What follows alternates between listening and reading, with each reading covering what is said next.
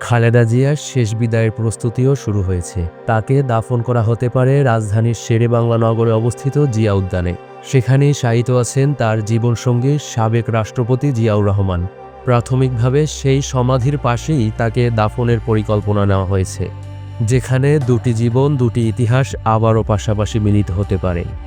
বিএনপির স্থায়ী কমিটির সদস্য সালাউদ্দিন আহমদ এই তথ্যের সত্যতা নিশ্চিত করেছেন। আগামীকাল বুধবার রাজধানীর মানিক মিয়া এভিনিউতে খালেদা জিয়ার জানাজার নামাজ অনুষ্ঠিত হতে পারে। এ বিষয়ে প্রয়োজনীয় ব্যবস্থা ও অনুমতির জন্য বিএনপির পক্ষ থেকে অন্তর্বর্তী সরকারের সঙ্গে যোগাযোগ স্থাপনের চেষ্টা করা হচ্ছে। আপসহীন নেত্রীর চিরবিদায়ে শোকের ছায়া নেমে এসেছে দেশবাসীর মাঝে। দীর্ঘদিন ধরেই তিনি শারীরিক নানা জটিলতায় ভুগছিলেন। সর্বশেষ গত 23 নভেম্বর গুরুতর অসুস্থ অবস্থায় তাকে রাজধানীর এভারকেয়ার হাসপাতালে ভর্তি করা হয়। 1 মাসেরও বেশি সময় ধরে সেখানেই চলছে তার চিকিৎসা। কিন্তু সব চেষ্টা, সব প্রার্থনাকে ছাপিয়ে এবার আর সাড়া দিল না তার ক্লান্ত শরীর।